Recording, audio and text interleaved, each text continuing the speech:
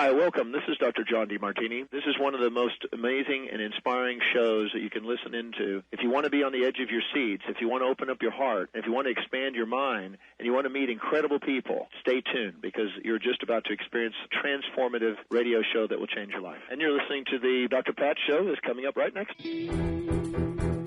Welcome to the Dr. Pat Show. Talk radio to thrive by. Powerful, inspiring, and coming to you live, bringing you stories of people like you and me, busting through and living life full out. Get ready to dare to wonder what your life would be like if you knew you could not fail.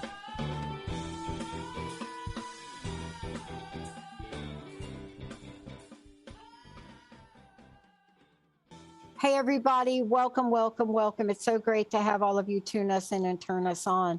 I love this. I get to talk to Brett. I am really in the process of, I haven't even asked him this, but I am in the process of forming a panel. And he has been, here's what I want to tell you about Brett Bevell for a minute. You've heard him on the show. You've seen him. You've heard his personal story. But what you should know about is the depth and breadth by which he is passionate and committed to helping us change our minds and our hearts around racism. Those of us that understand this, how do we know it? Maybe we are not people of color, but maybe we're part of the LGBT community. Maybe we're in relationship or married to someone that has experienced this.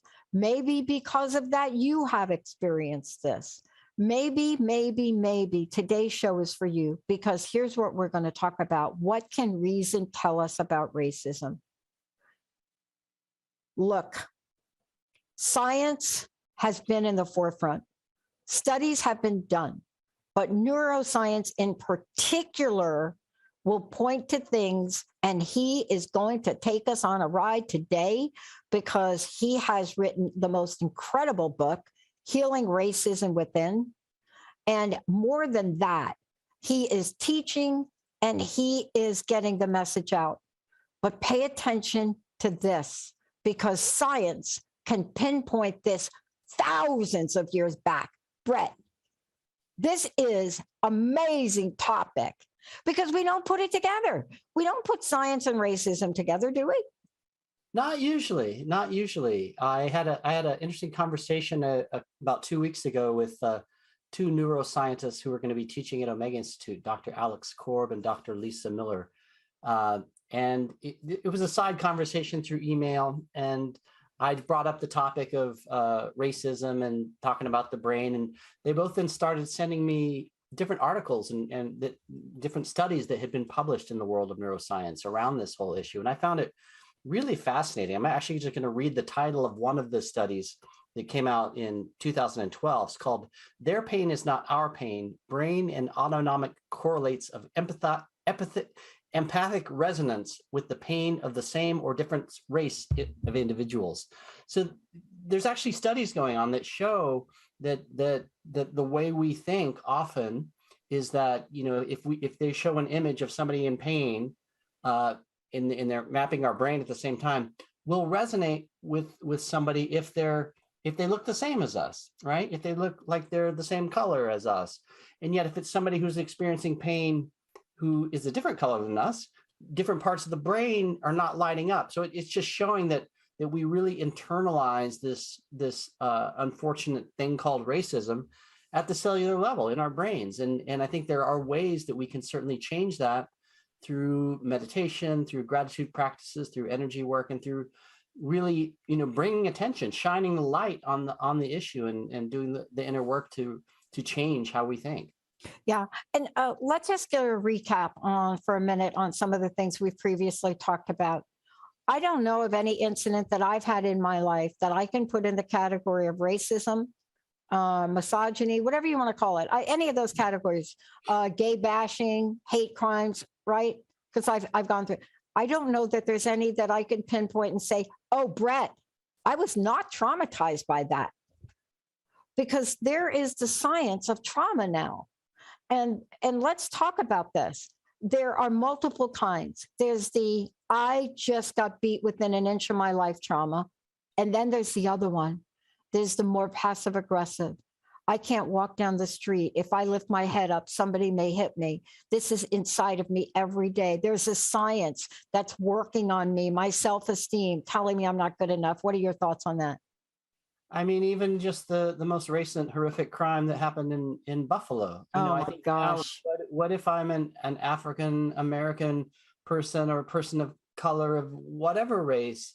You know, do I have to be afraid just to go to the grocery store now? You know what I mean? It's just, and to think from that perspective, what is it like for those people of color, whether they're living in Buffalo or in other communities around the country, to have to be thinking about that when you're just going to buy, you know, some vegetables for cooking at home.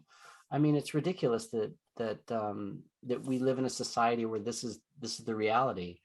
And I mean, it wants to get me started on the whole other topic of, you know, replacement theory and all the BS that some media outlets are putting out there. But anyway, I don't want to digress. But we're going to do another show, because one of the things I'm really acutely aware of for the moment is a question that somebody asked me the other day. It's the other day, but actually it was like 2 weeks ago. Sorry.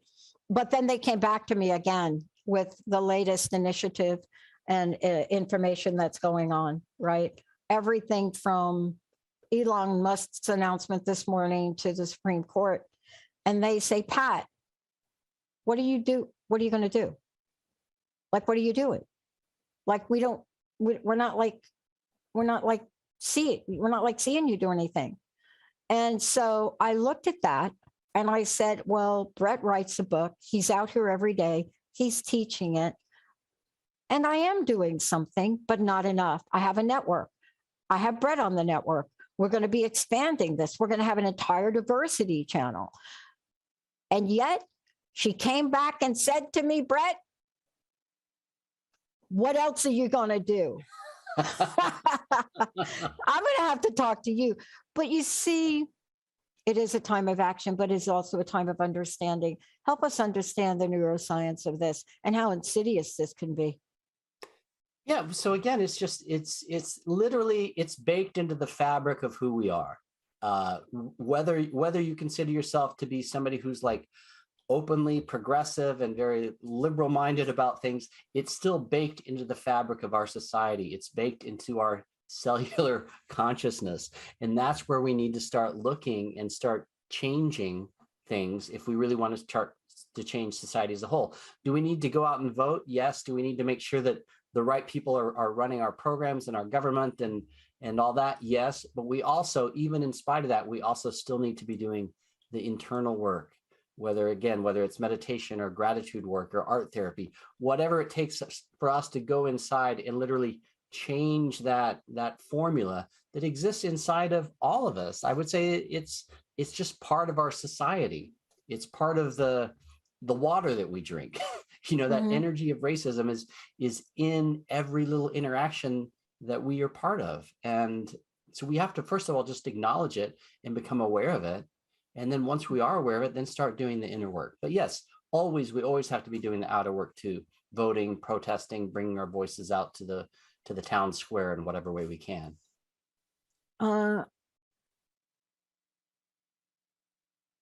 We understand science when it's explained to us, Brett. We have a sense of it. But can we talk about some of the studies that you've discovered? This is so important. I've done these myself, right? When in my social science program, but there are studies of neuroscience and they say something about a couple of things: racial empathy and what my mentor called racial action in support based on empathy. But let's take the first. Let's just talk about racial empathy. Does it even exist? Help me here. Yeah, so I think it can exist. It's just that we are often, we're often taught to just really associate with our tribe. Who is our tribe, right? It's kind of deeply wired in that sort of primitive part of the brain that we want to survive, right? And so who looks like us, that's who we automatically think of as our tribe. And it's really about realizing we are no longer in that place of survival. We're no longer cave people, wondering if the tiger is going to attack us. We don't, that reality isn't true anymore for us. So we can let go of that reality and can now expand our circle of who do we consider to be part of our tribe, to now embrace the wider spectrum of humanity. And when we can do that, when we can really kind of open that up in our consciousness, not just in our consciousness, but literally in the cells of our body with how we think about other people, then that's when these changes will start to occur, both internally as well as externally. I have to mention that I recently met with a group of these 10 women in Louisville, Kentucky. It was a virtual meeting, and they're doing a constant study of my book, Healing Racism Within.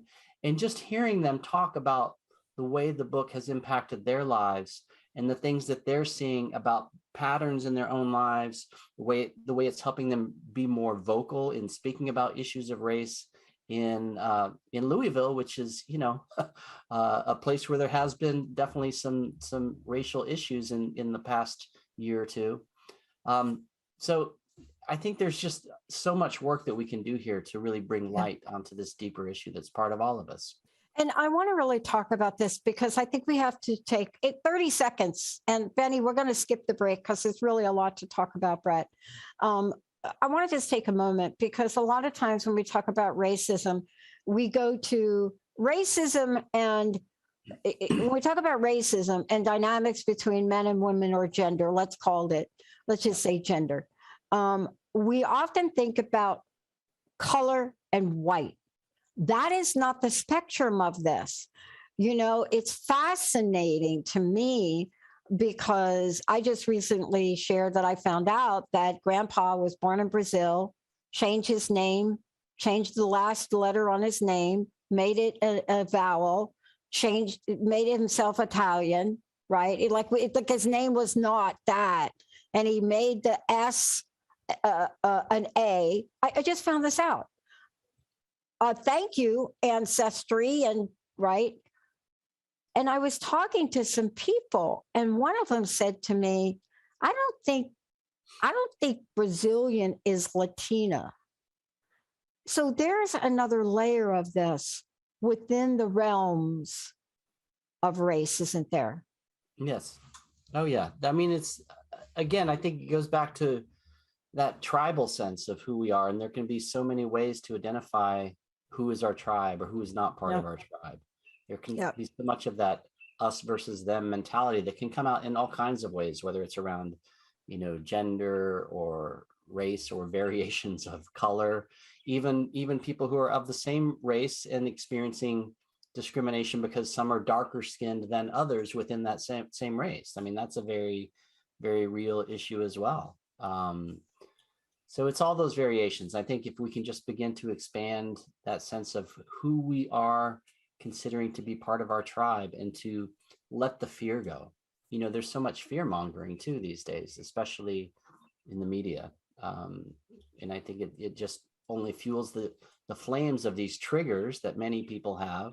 And it's like pouring gasoline on a fire. Oh my God, it is. Look, studies, shootings, and I want to get back to science.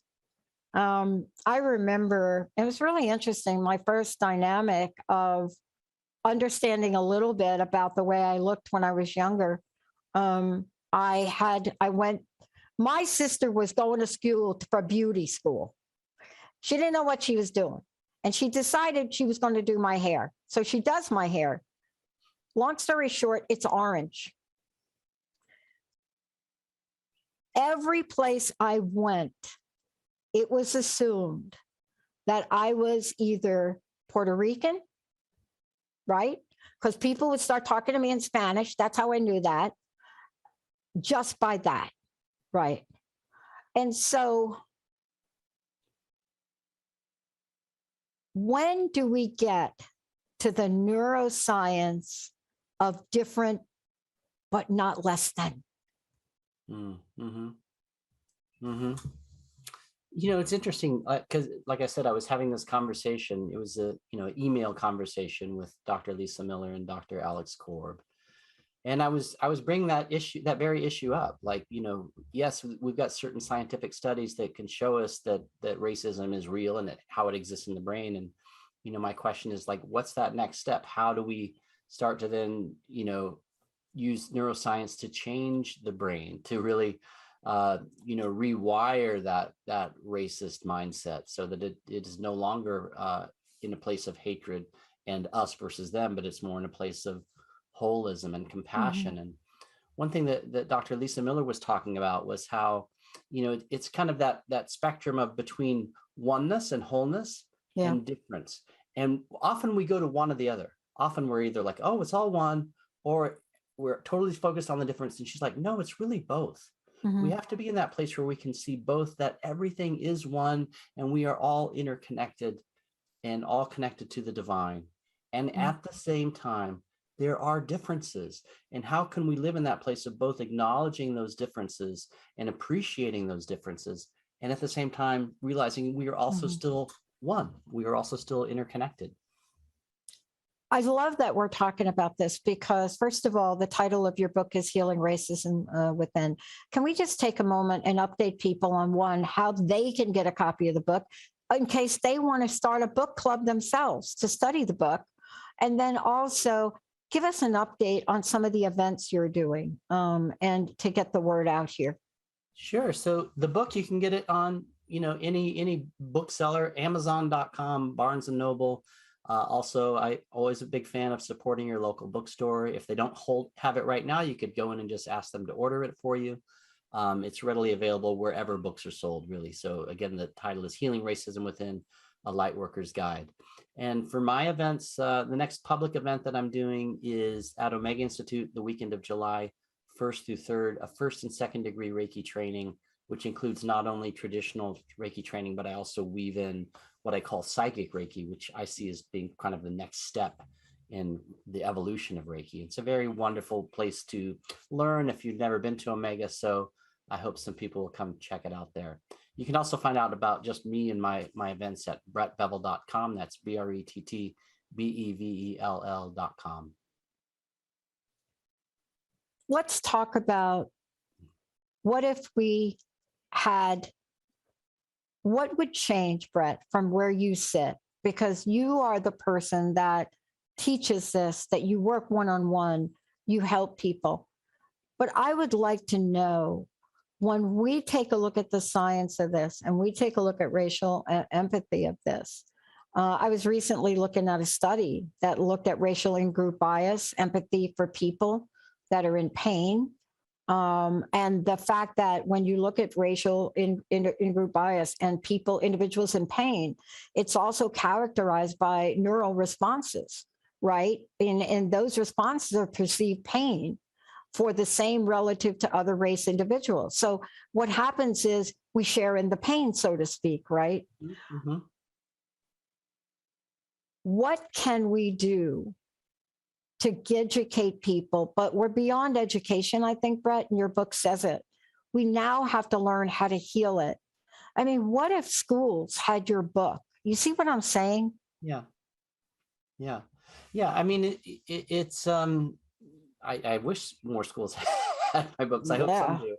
I know I almost feel that group of women in Louisville that's like a school of its own. I mean, they're not officially a school, but the work that they're doing is, I was very touched by it when talking to them. And I really think that it's about developing these practices. And again, I've often said it, I've said it on your show a number of times, if there's nothing else people can do to make a daily practice of what I call multicultural gratitude, where you're making a list of 15 to 20 things every day that you appreciate, that are about people who are of a different color or who speak a different language than you. And you're really just, again, what that does, it may sound very simple or even not that important, but what that does, if you start to do that on a regular basis, it starts to rewire your brain, because as you're expressing gratitude for that person who might seem like the other, or that culture that might seem different than yours, you're actually creating a kind of a neural pathway between you and appreciating people who are different than you. And as you start to do that, then that opens up that realm to be more empathic, more empathizing when somebody who looks different than you is having to be in a place of fear because other people that look like them are getting shot when they go to the grocery store or when they're being pulled over at a traffic light stop. So when you're doing those simple practices, it literally starts to rewire your brain. There's other things that people can do too, whether it's, Tonglen meditation or energy healing.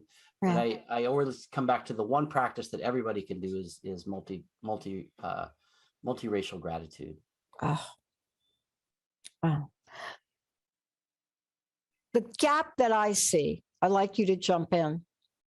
The gap that I see, I'm starting to see more voices. And what do I mean by more voices? I was talking to somebody the other day, Brett, and I said, the silence is deafening.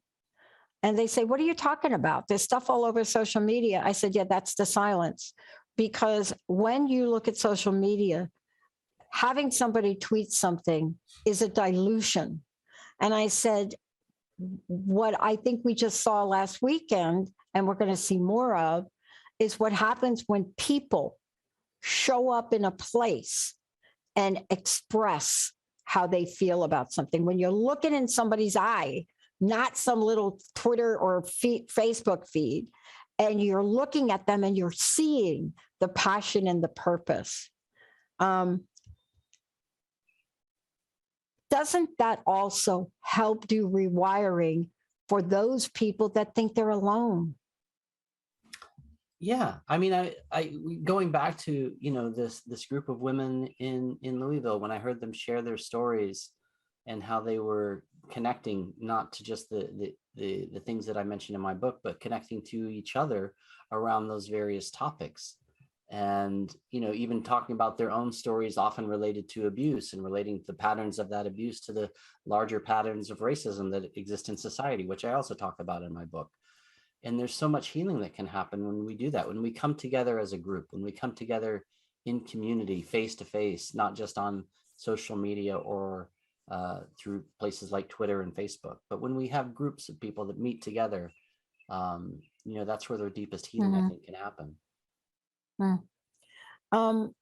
Brett, I know we've talked about quite a bit, but there are a few things that perhaps I wanted to get your opinion that, in the couple of minutes we have left. I want to know what's at the top of your radar. When you wake up, you start to enter the world and you say, wow, this is on my mind and I wish I could do blank with it. Yeah. I mean, for me, in my own personal work, I think it's going to be more focusing. I think I haven't started to do it, but I think I need to write a book about my story. Because when I was talking to these women in Louisville, I said, what are the two most things that you found to be most important for the book? And the first thing they mentioned was your story. And so I think I need to do a book that's just about my story, whether it will be a fictionalized version or autobiography, I don't know. But I think I need to do that. And the other thing they mentioned was referring to white privilege as white cowardice, because they felt that was very liberating, that it really named it for what it was. And so when I wake up each day, I really think that's the area, that's where my contribution can be to the greater good, is to push those things a little bit more out into the consciousness of our society. And hopefully, other people will start to gather with their stories and their wisdom, and we can change this. I do believe that racism is not something that has to be part of our human experience. I think we can evolve beyond it, but it takes work and it takes effort. It does take effort. It does take work. And at the flip side of that, there's also this level of fulfillment to know that you are in a position to do that. And I'm so thrilled that you are thinking about writing a book to share your story, because we are now connecting more than ever with stories, aren't we? Yeah. I mean, I think stories are often the true healers. I mean, you can read a book about somebody who what they went through and get that empathetic wisdom from the book. Healing doesn't have to always come by going to a therapist or a Reiki healer or a doctor. There's other ways to find healing. And I think stories is one of our original ways to find healing. So, stories are very powerful. And I'm really thinking deeper about telling mine. Mm-hmm. Well, I'm telling you, you are telling your story. You're showing up and you're showing out. and you're enabling us to really fully understand that we can do it too. Brett, how do we get a copy of your book? How do we find out about you? And what's your personal message? What would you like to leave us with today? Yeah, so I'll start with, again, you can get my book on Amazon.com or Barnes & Noble or any place where books are available, Healing Racism Within, A Lightworker's Guide. You can find out more about me at brettbevell.com. I would love, if anybody wants to learn Reiki, come learn it with me at Omega Institute the weekend of July 1st through 3rd. It's a beautiful place to learn energy healing, a beautiful campus there. And my last message, I guess, would be just, if there's nothing else you can do, express gratitude, not just for yourself, not just for people who look like you, but widen that circle out to people who speak a language different than you, or who are maybe a different color than you, or who maybe love somebody differently than the way you love. And as we start to express gratitude in that way, I really believe we rewire ourselves. And in that way, we rewire our world. There's no question. Brett Bevell, thank you so much. And one last thing, how do we get a copy of your book? Again, tell everybody. Sure. Yeah. So Amazon.com or Barnes & Noble or your local bookstore, anywhere the books are sold. Healing Racism Within, A Lightworker's Guide, published by Monkfish Publishing. Yeah, I look forward to seeing what you do next, but certainly your story is powerful. It really puts more than an empathetic meaning on it. It puts an empathetic meaning with an action to course correct, rewire, reframe, and reply. Thank you, Brett. Thank you so much for everything. Thank you. All right, everybody, please take a look at this book. Do a book club. It's incredible. And Brett's also available. If you call him, if you get a hold of him, he'll help you. We're going to take a really short break, everybody. We'll be right back. More coming at 11 o'clock. We got, oh my gosh, Sacred Magic. Stay tuned. We'll be right back.